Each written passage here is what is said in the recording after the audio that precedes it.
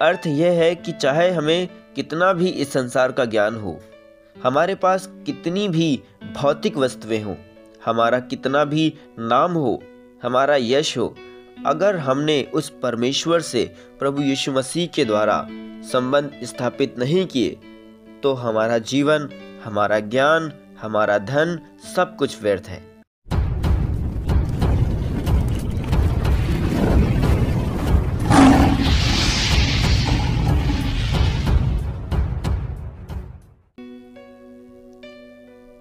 हम अचानक होने वाली घटनाओं का परिणाम नहीं हैं, परंतु हमको परमेश्वर ने अपनी समानता में रचा है।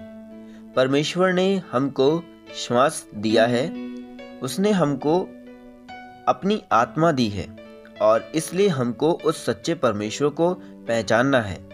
हमें हमारे पापों से मुक्ति मिलती है जब हम प्रभु यीशु मसीह पर विश्वास करते हैं, जब हम अपनी जिंदगी को परमेश्वर के चरणों में लाते हैं।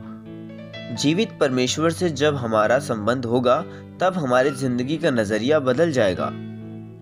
शायद आपने इस उदाहरण को सुना होगा। एक नाविक था, तूफानों में वह नाव चला सकता था और बहुत अच्छा तैराक भी था।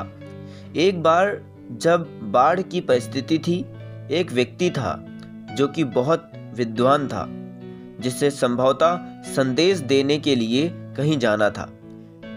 उसका जाना बहुत ज़रूरी था और वह नाविक से निवेदन करता है कि उस बाढ़ की स्थिति में उसे नदी पार करा दे। नाविक उसकी याचना को स्वीकार कर लेता है।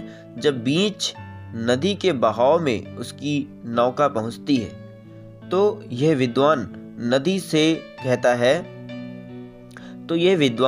नाविक से कहता है कि क्यों तुमने कुछ पढ़ाई लिखाई नहीं की?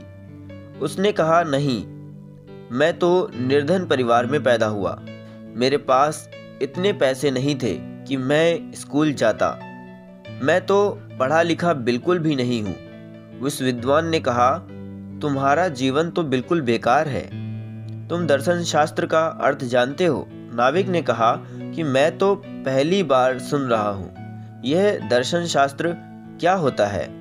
फिलासफर ने कहा कि तुम्हें कुछ नहीं मालूम, तुम्हारा जीवन बेकार है। फिलासफर उससे फिर प्रश्न करता है कि क्या तुमने कभी विज्ञान का अध्ययन किया है? नाविक कहता है, नहीं, मैंने ऐसा नहीं किया। विभिन्न प्रश्न वह विद्वान करता है और नाविक बेचारा कहता है, नहीं। तब एक तेज भंवर आता है। नाविक उस विद्वान से कहता है कि क्या आपको तैरना आता है? और विद्वान कहता है कि मुझको तैरना नहीं आता। तब नाविक कहता है कि बात खत्म हुई, नाव डूबने वाली है, बहाव बहुत तेज है और हम भंवर में फंस गए हैं। नाविक तैर कर निकल जाता है और विद्वान की जीवन लीला वहीं समाप्त हो जाती। अर्थ यह है कि चाहे हमें कितना भी इस संसार का ज्ञान हो, हमारे पास कितनी भी भौतिक वस्तुएं हों, हमारा कितना भी नाम हो, हमारा यश हो, अगर हमने उस परमेश्वर से प्रभु यीशु मसीह के द्वारा संबंध स्थापित नहीं किए, तो हमारा जीवन, हमारा ज्ञान, हमारा धन सब कुछ व्यर्थ है। हमारा यश, हमारी कीर्ति सब कुछ व्यर्थ है। हम इस बात को स्मरण रखें कि यदि हमारा संबंध जीवते परमेश्वर से होगा, तभी हम अपनी जिंदगी में संतुष्ट रहेंगे। प्रार्थना। आइए हम सब इस प्रार्थना को एक साथ करें।